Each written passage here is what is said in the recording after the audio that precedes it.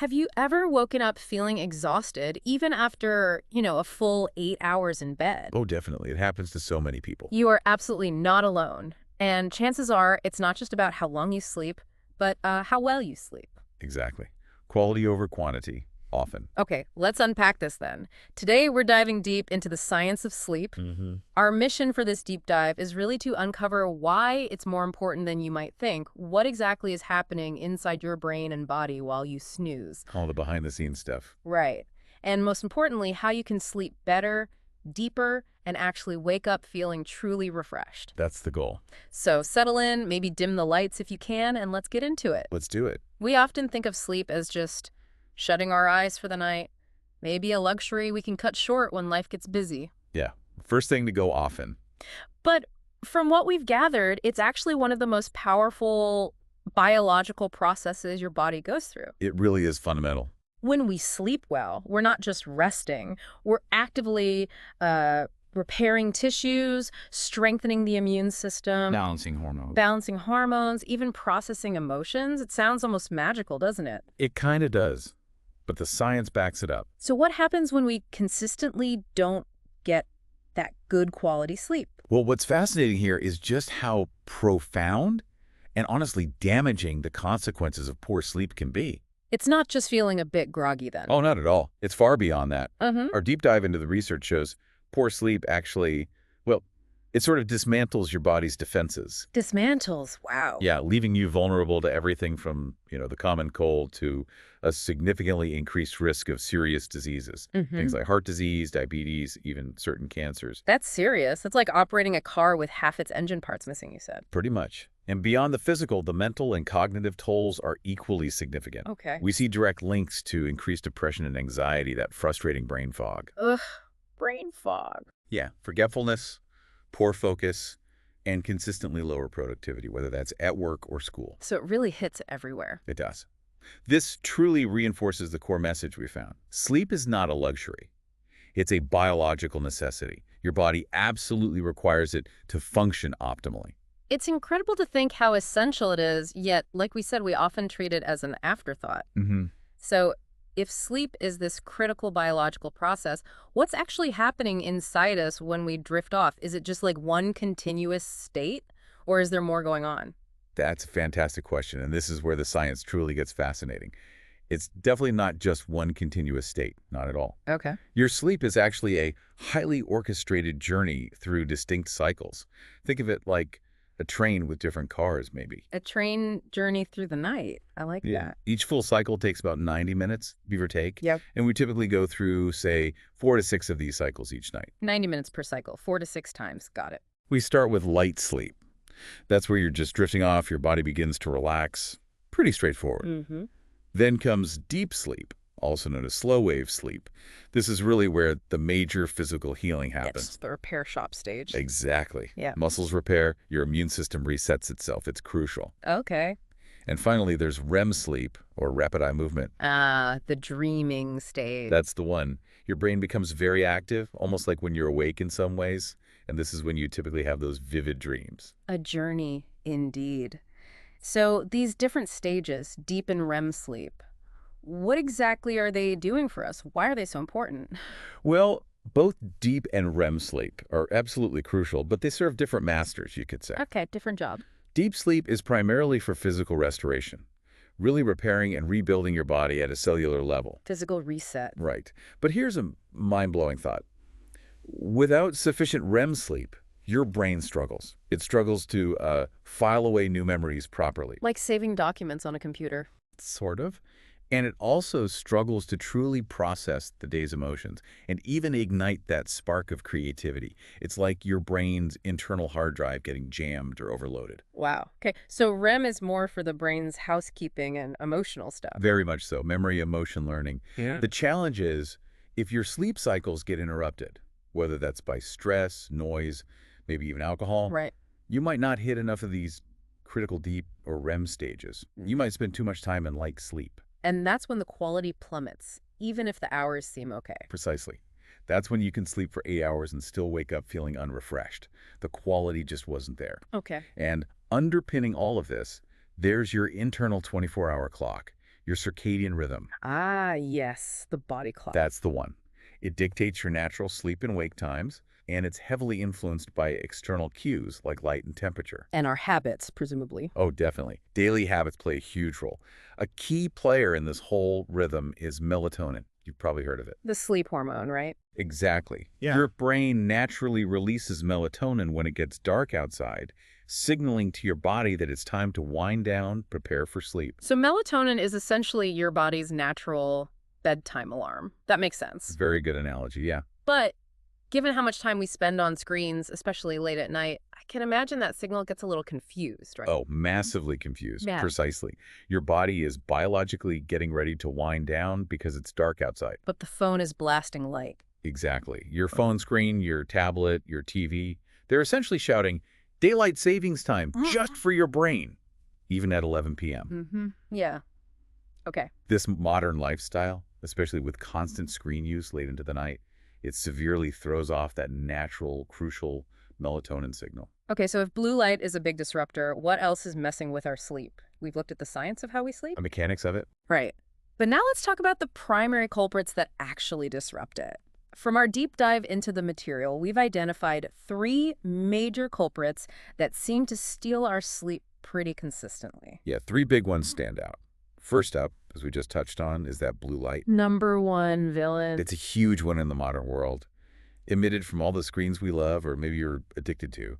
Your phone, your TV, your laptop. And like we said, blue light actively blocks melatonin production. It essentially tricks your brain into thinking it's still daytime, keeping you alert when you should be winding down. So it's literally telling our brains, nope, no melatonin for you, sunshine, even when it's midnight. Pretty much, yeah. The good news is our sources offer a clear solution or at least a mitigation strategy. Oh, what can we do? Try using blue light filters on your devices, most of them built in now. Or, even better, the ideal scenario is avoiding screens entirely for at least 1 hour before bed. 1 hour, that feels achievable, but also challenging for some. It can be, absolutely. But for people who say, I just can't stop using my phone an hour before bed, what's the most impactful change they can make? Yeah. Well, the research emphasizes that all screens emit this blue light. But the closer you hold it to your face and the longer the exposure, the worse the impact. So maybe reading on a tablet is slightly better than doom scrolling on your phone right next to your eyes. Potentially, yes. Yeah. And distance helps.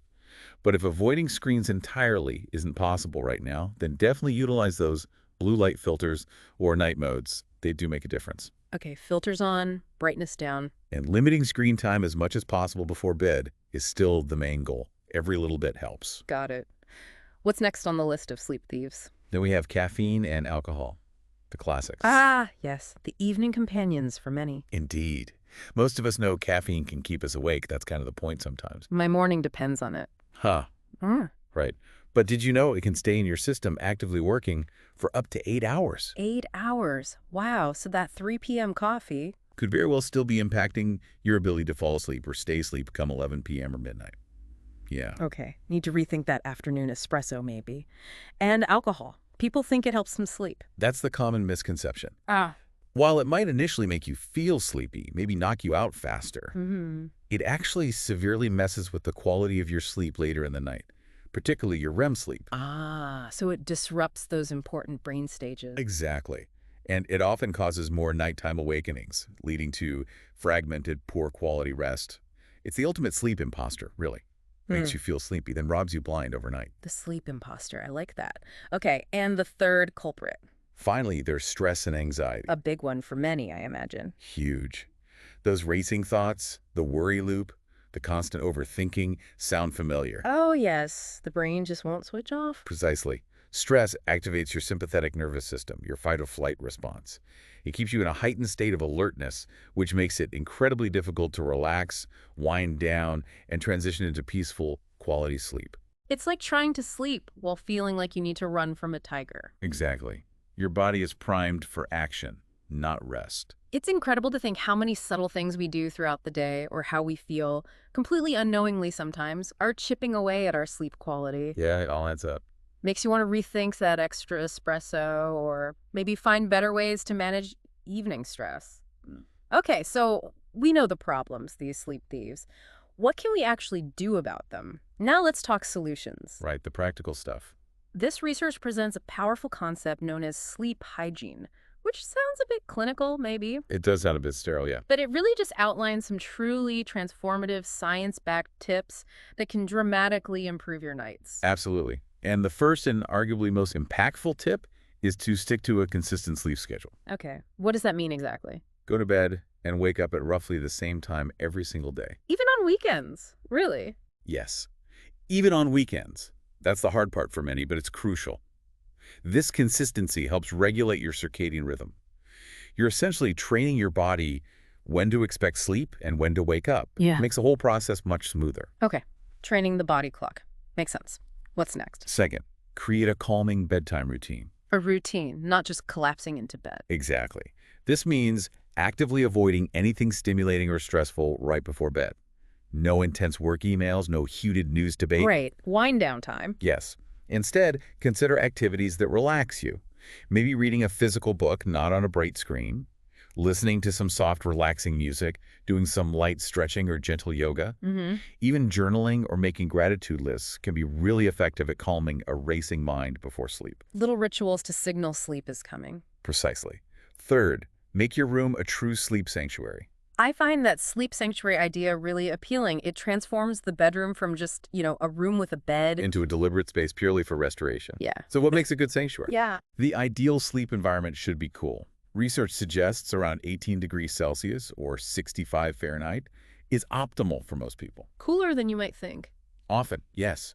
It also needs to be pitch dark as possible. So consider blackout curtains if you have street lights or early morning sun bothering you. Total darkness. Okay. And it should be quiet. If noise is an issue, maybe traffic, neighbors, a snoring partner, things like white noise machines or simple earplugs can be incredibly helpful. Cool, dark, and quiet. Cool, dark, quiet. The sleep trifecta. Pretty much. And what about those nights when sleep just won't come, no matter how perfect your sanctuary is or how consistent your schedule? Tossing and turning. Ah, yes. The frustrating nights. Our sources had a slightly counterintuitive piece of advice for that, didn't they? They absolutely did. Yeah. And it's a potential game changer for people who struggle with this. If you find yourself lying in bed, awake for more than, say, 15, 20 minutes, getting frustrated. Which is easy to do. Very easy. Yeah. Don't just lie there fighting it. The advice is actually to get out of bed. Get out! But isn't the bed for sleeping? It is, and that's the point. You want your brain to strongly associate your bed only with sleep and relaxation, not with frustration and wakefulness. Ah, okay. Break the negative association. Exactly. So get out of bed, Yeah. go to another room, ideally. Do something quiet and relaxing in low light, maybe read a bit more of that physical book, listen to calm music, do some gentle breathing exercises, nothing stimulating. Low light is key there, I guess. Don't want to wake yourself up fully. Crucial. Keep the lights dim and only return to bed when you genuinely start to feel sleepy again. Not just because you think you should be asleep. Right. Wait until your body gives you the signal. This helps retrain your brain over time. Bed, sleep. That's such a practical tip, and one many of us probably get wrong. We just lie there getting more and more wound up. It's a common trap. Now, if you're listening and thinking, okay, I want to really level up my sleep, maybe understand my own patterns better, there are some fantastic modern tools and resources out there that can help you on that journey. Yeah, technology can definitely play a role here, used wisely. You might consider sleep trackers. Like those rings or watches. Exactly. Devices like the Oura Ring, Fitbit, Apple Watch, Whoop Strap. There are many now. They can monitor things like your heart rate, movement, and estimate your sleep stages. So they tell you how much deep versus REM sleep you got. They attempt to, yeah. They offer potentially valuable insights into your sleep patterns, helping you see maybe what's working, what's not, how lifestyle changes affect your sleep. It's data. Useful data, potentially. Can be.